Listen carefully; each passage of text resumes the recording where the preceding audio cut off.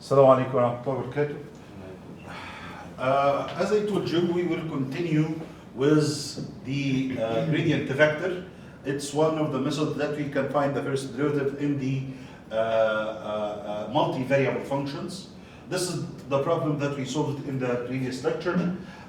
Let's do exactly the same with this problem. We want you to find the gradient vector of f at the point 1, 0, and 1. So all I have to, once more, since this function is in x, y, and z, I will differentiate with respect to x, then with respect to y, then with respect to z, then substitute with the point 1, 0, 1. So once more, I will try to find the first derivative with respect to x. So it's really very simple, as I told you. Once you are trying to solve these problems, you will find yourself trying to write them as fast as possible. Okay, so if I want to find the first derivative for f with respect to x, so once more, it's gonna be a 2 over x y, and this guy x is equal to 1, so it's gonna be 1 over z plus 1. I will make the substitution at 1, 0, and 1. Similar to find the derivative with respect to y. So all I have to do is to differentiate with once more with respect to y. So it's gonna be x squared z for the first term. The second is equal to 0. For the second term, it's gonna be negative y. And for the last one, I'm differentiating with respect to z. So this part is equal to 0. And for this one, the derivative with respect to z is gonna be 1. So it's gonna be x squared y, and plus differentiating x times z plus 1 to the power of negative 1. Once more differentiating, it's going to be negative of an x of z plus 1 to the power of negative 2. And that's the gradient vector. Then I will substitute by 1, 0, 1 in each of the components as we did in the previous example. So once more,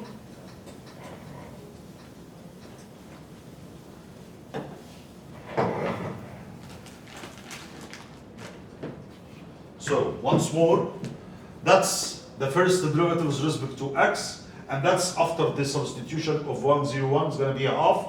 That's the first derivative with respect to y, and then substituting by 1, 0, 1 in this derivative, it's going to be negative 1. And that's for the derivative with respect to z, it's going to come up to negative 1 over 4. So simply the gradient vector will be half negative 1 and negative 1 over 4 at the point 1, 0, and 1 for this function. Okay, now I want you to know that we already talked in the previous slides the second derivative. Here the second derivative is introduced.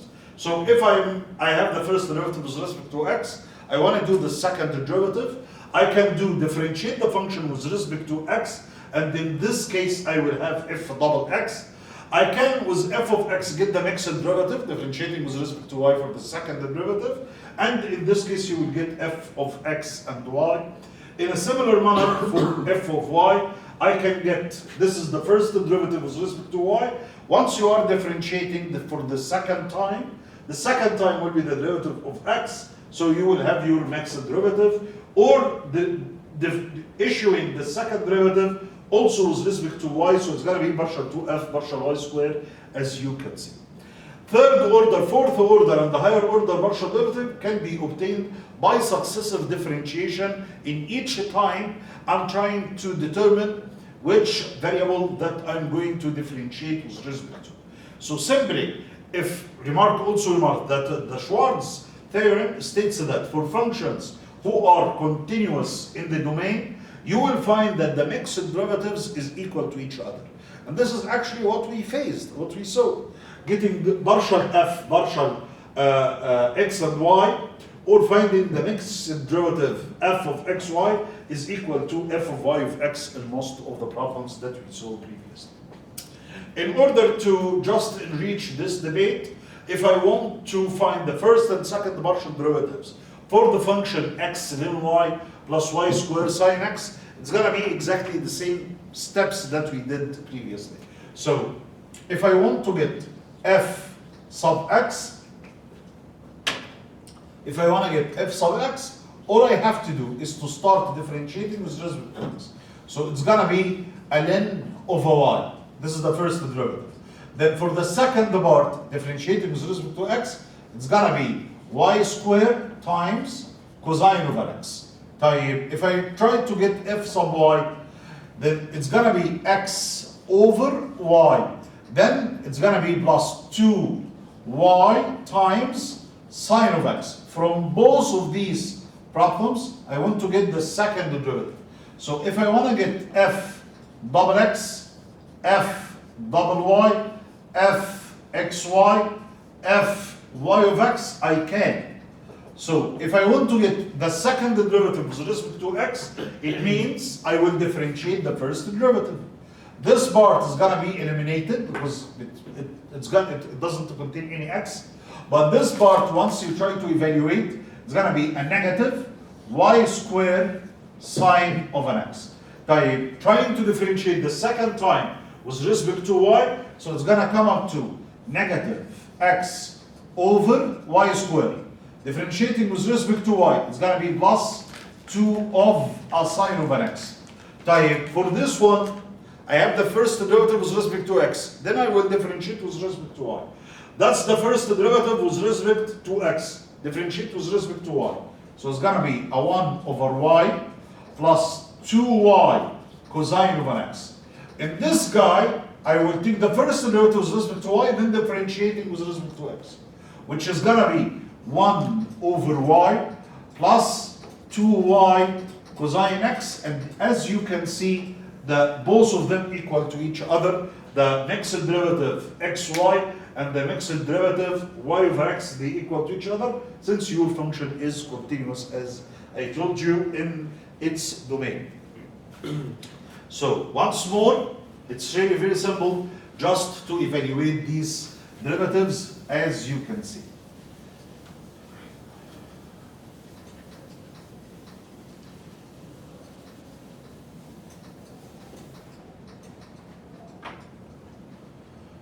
So, first order partial derivative, differentiating with respect to x is going to be ln y squared cosine x. Differentiating with respect to y is going to be x over y plus 2y sine over x. If I want to find the second derivative, so differentiating 2 times with respect to x, this is going to be 0, this is going to be negative y squared sine x, as you can see.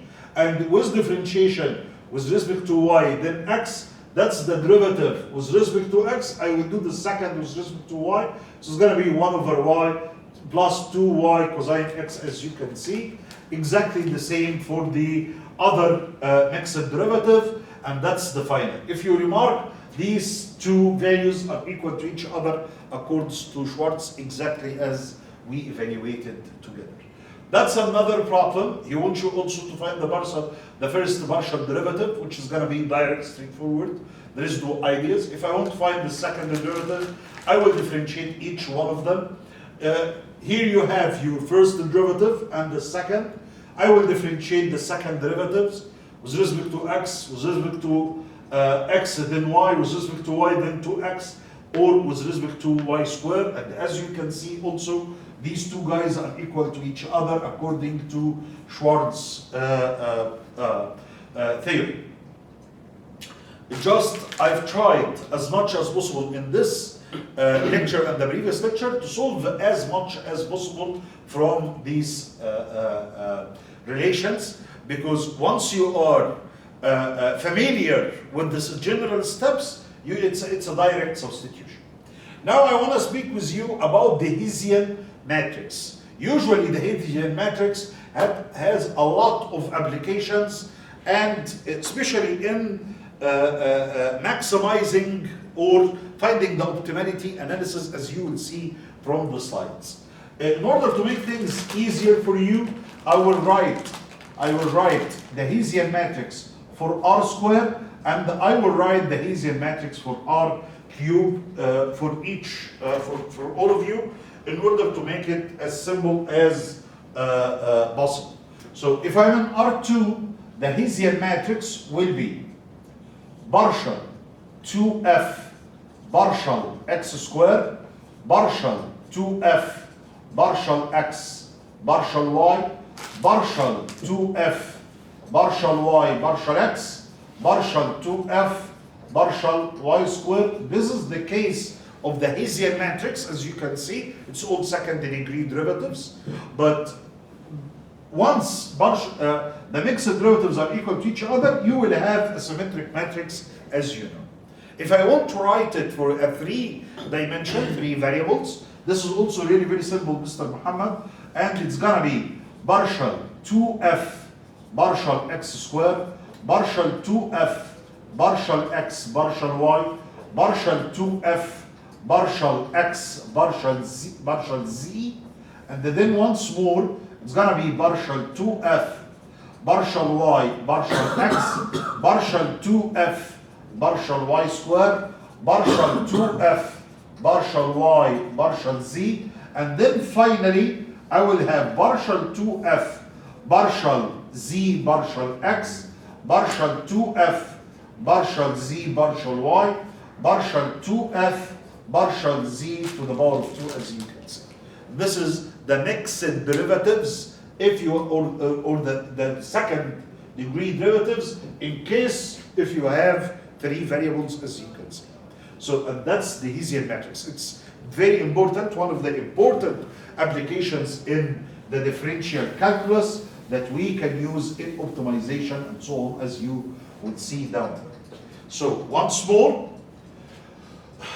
as I told you in multivariable calculus, the Hessian matrix is a powerful tool used to study the second order behavior of functions, especially in the curvature and the nature of critical point, if you are minimum, maximum, and so on. From R2 into R, it's gonna be f double x, fxy, fy of x, f double y. In the generalized form, you will have f double x, fxy, fxz, fy of x, f double y, fyz, fz of x, fz of y, f sub double z. Okay. Of course, as I told you, it's f according to Schwarz, f of xy equal to f of y of x for the continuous functions. You will be dealing with symmetric matrices. Okay, this part. I'm giving you this part in order to complete the picture for the use of the Hessian matrix. So in general, if I want to do a study in order to determine the maximum or minimum in 2 dimensions, I will need the Hessian matrix. So if the Hessian matrix determinant was positive, greater than 0, and f double x is greater than 0, you will have a local minimum. If the determinant of the Hessian matrix was greater than 0, while f double x is greater than 0, you will have a local maximum. If the determinant of the Hessian matrix is less than 0, you will have a saddle point. If it is equal to 0, then the test is inclusive, and you will have to do something, another method to study your optimality. If I look for this function, x squared plus y squared, find the optimality at the origin. You want you to find the optimal point at the origin. So all I have to do now is to get your Hessian matrix. طبعا, of course, the Hessian matrix in this case, I write the function, then substitute. It's gonna be f double x, which is gonna be 1 time f of x is gonna be 2x. For 2 times, it's gonna be 2. fyy, which is gonna be the first time derivative with respect to y, it's 2y. The second is gonna be 2. And then finding f of xy. The first derivative is 2x. Try to differentiate with respect to y. The result is gonna equal to 0, which is equal to f of y and x. And once you try to put them in the matrix form, f double x, fx y, okay, f of y and x, f double y, this is the Hessian matrix. You will find the matrix as you can see. Okay, now let's evaluate the determinant. The determinant of this function, I will multiply the elements on the principal diagonal, which is 4, so it's greater than 0. Okay, let's find the value at f of xx, which is greater than 0 also. So we will have a minimum point at the origin. So once more, this is the 4 greater than 0, f double x is greater than 0, so you will have a local minimum at the origin. This is also, if you want to evaluate the eigenvalues for the Hessian matrix, you will find that you will have positive in case of local minimum, negative for local maximum, and the mixed sign for certain points, and that's the distribution. Bottom line for this part, the Hessian in the matrix of second partial derivatives describes curvature of multivariable functions. It is essential for classifying critical points. Also, it connects the eigenvalue and the quadratic forms both together. What I really want you to do is to memorize, for the time being, how to evaluate the Hessian matrix and use the substitutions. In the coming slides, I think there is just only a remaining small part, which is the Jacobian. I will go through it also with you in order to finish up everything today, inshallah. This is f sub x, this is f sub y. The second derivatives, it's just a repetition, if you remark. I'm going to differentiate this function with respect to x, and then with respect to y. I will differentiate this guy with respect to y, then with respect to x. Now I have fxx, fyy, fxy, fy of x. I will put them all together in a matrix, which is the Hessian matrix, as you can see. F of x, f double x, fxy, fy of x, f double y. Just a direct substitution. If he needs you to evaluate the Hessian matrix at a certain point, then once you got the Hessian matrix, start substituting. This is also another problem, which is y squared cosine x, x squared y plus y cubed. He wants you to determine the Hessian matrix this time at 0, 1. So first, I will try to get f double x, f double y, f of x, y. Put them in the Hessian matrix, then substituting. So once more, as I told you, this is the first derivative. Then I will differentiate second term with respect to x, second time with respect to y, and a mixed x and y. This is double x, that's double y, and that's f of xy or f of y of x. Those guys are equal to each other. So once you put them in a matrix, it's going to be 1 and the 8 on the diagonal, and 0s on the secondary diagonal, as you can see. That's the Hessian matrix. That's also another problem. He wants you to compute the following force of. Those problems are important because probably you may face one of them on your exam. If you look to this problem, he's giving you f, which is z cubed y squared ln x, and he wants you to find the fourth derivative. But in this case, yes, 4 times. But in this case, he's leading you. He wants you to find, first for x, 2 times derivative with respect to z, then the 4th time with respect to y. Are you with me? Yes. It's a mixed derivative. All I have to do is to listen to him. So I will take that function, first finding the derivative with respect to x, then I will differentiate the result 2 times with respect to z, then finally with respect to y. That's exactly what I'm going to do. First the derivative with respect to x, then I'll start from the inside. I will find first the derivative of f with respect to y, then differentiating with respect to z, then once more with respect to z, then finally with respect to x. So I will start differentiating with respect to y. So differentiating with respect to y, you will find z cubed times 2y ln x. That's the first one of them. And then this guy will differentiate with respect to z. So it's going to be 6z squared y ln x. Then for this guy, I will differentiate also with respect to z. So it's going to be 12z y ln x. Then finally with respect to x. So it's going to be 12zy over x. Those are the derivatives one by one. Tamam? And the order is important, as I told you. If you are making a multiple choice or something, it has to be done really very carefully. So once more, this is the second derivative, this is the third one, and the last one with respect to x. The Jacobian matrix, it is also one of the applications, important applications, but remark that the Jacobian matrix, it's for solving or dealing with the vector valued functions, for vector valued functions, which means from Rn into Rn.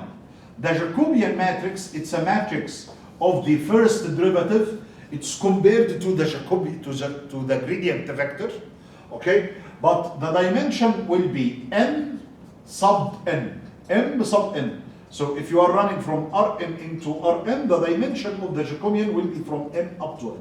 And all I have to do is to take each function in order and differentiate it with respect to the number of variables that appear in the general function. So I believe it's going to be better to see it on an example. That's the general definition of the Jacobian matrix, okay? And that's the shape, as I told you, from Rn into Rn. So if I want to look to this function, let's look to this function together. It's a function mapping x and y, and the output will be how many functions? 3 of them. So it's running from R2 into R3. The Jacobian matrix, according to what I said to you, it's gonna be a matrix with dimension 3, okay, 3 by 2. So it's a 3 rows by 2 columns. How am I going to do it? I will name them. This is f1, and that function f2, and that function is f3. So I will start partial f1, partial x, partial f1, partial y, then partial f2, partial of x, partial f2, partial y, partial f3, partial x, partial f3, partial y. This is the derivative of each one of them. So now once more, it's gonna be differentiating the first function with respect to x, which is gonna be 2. Differentiating the first function with respect to y, it's gonna be 0. For the second function, derivative with respect to x, it's gonna be 3. With respect to y, it's gonna be a 10 over y. With the third one, with respect to x, it's gonna be a 4 over x. With respect to y, it's gonna be just only 3, as you can see. That's the Jacobian matrix. So once more, I'm taking each function of them and differentiating it with respect to the input variables. So if I have x, y, and z, then the first function will be differentiated with respect to x, with respect to y, with respect to z, and so on. It's really very simple. Just a generalization of the main idea that we did go through.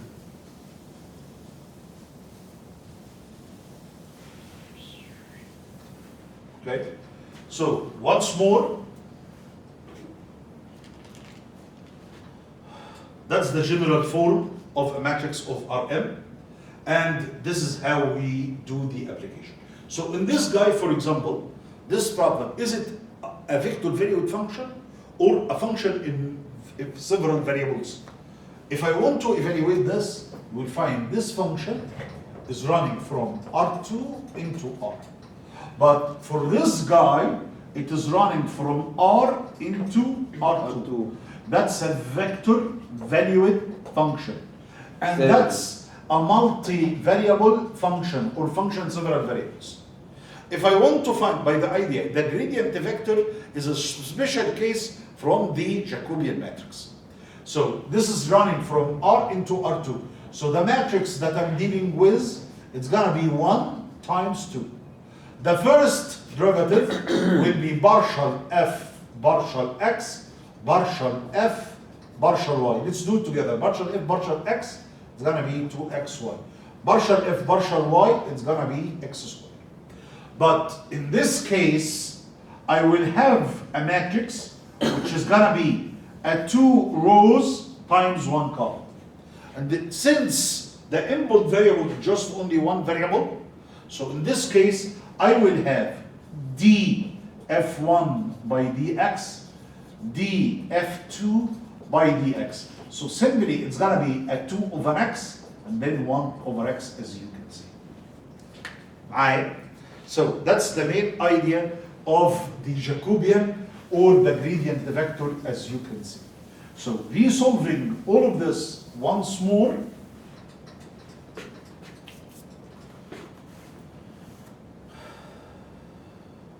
This is from R2 into R. So it's gonna be x squared y. I will do partial f, partial x, partial f, partial y, exactly as I told you. So it's gonna be 2 of an xy, x squared. In this guy, it's from R into R2. So I will need to do total derivative. And it's gonna be 2 rows with 1 column. So I will differentiate with respect to x, it's gonna be 2x. With respect to x, it's gonna be 1 over x. If you look to those problems, this is R2 into R2. So you have 2 input and 2 output. So in this case, the dimension of the Jacobian is going to be 2 by 2. And it's going to be, the first function will be differentiated with respect to x, with respect to y. The second function will be differentiated with respect to x, with respect to y. That's the derivative, as you can see. If I look to this guy, this is running from R3 into R2. So the dimension of the Jacobian will be 2, 3. 2 rows, 3 columns. And that's the dimension, as you can see. 2 rows, and how many columns? 3 of them. If you remark, I will take the first function, then I will differentiate it how many times? 3. 3. With respect to x, with respect to y, with respect to z. I will do exactly the same with the second function of y and z. That's gonna be the shape of your Jacobian. By the end of the Jacobian matrix, we ended this lecture. Here he is asking you to find the Jacobian matrix. So it's just from R2 into R2, it's going to be 2 by 2. Differentiate the first function 2 times, the second function 2 times, and that's the Jacobian. Now I have some problems. I gathered them from previous exams and so on. So like this one, which means I will differentiate this guy 4 times. 1 time with respect to z, the first time, then the second with respect to y, then the third and second time will be with, the third and fourth time will be with respect to x. So this is mainly the first with respect to z, the second with respect to y, the third and fourth with respect to x. As you can see, we solved it exactly the same problem. This is also, he's giving you a function, and he wants you to find partial f, or to show that the partial f partial x equal to y squared, and the partial f partial y is equal to 2 of an xy, direct substitution, but here using the definition. So I will use x plus h and y, and they make the substitution. It will be straightforward. Also solve it, and I've sent you the PDF. In this problem, he wants you to compute the partial derivative of the function given, and that's a straightforward answer. Okay, once more, this is for x and for y. In these problems, he is giving you the solution. He wants you to show me that this is correct. All I have to do is to differentiate this function. How many times? 3. 2 times. Why? In the 2 times with respect to t. Then I will differentiate this function once more. How many times? 2. With respect to X. multiply the derivative with respect to x and c squared, you will find the left hand side equal to the right hand side. This is the main idea, and it is really proved in here. This is the first derivatives. I will get the second derivatives, as I told you. You will find that the difference between them is c squared, so the left hand equal to the right hand. That's another problem, exactly the same. Okay, and this one was in 22-23. The previous one also were in one of the previous exams, and also straightforward. Just bring this function, differentiate it once with respect to y, multiply this guy. Take this function, differentiate it once with respect to y, then with respect to x, then multiply in x. You will find them equal to each other. So it's really also straightforward the problem, and you will find it, the solution. Okay. Those are some extra problems. He wants you here to find the partial derivatives using the definition. You remember the definition, the law, limit h tends to 0, and so on. Compute the first partial derivatives of the following functions. Just evaluate them. Okay. You will find also in this problem, find the gradient vector. He's giving you this function and wants you to discuss the differentiability at the origin. Root of xy, find the slope of the tangent line to the curve and get the value of z. And that's exactly also find the third derivative with respect to x, with respect to y, with respect to z, as we solved it previously. I want you to go through them Those problems are really very important. No matter what, try to solve as much as possible, and then you will be able, inshallah, to get good grades in this part. Thank you very much, and I will see you, inshallah, next week. Thank you very much. Bye-bye.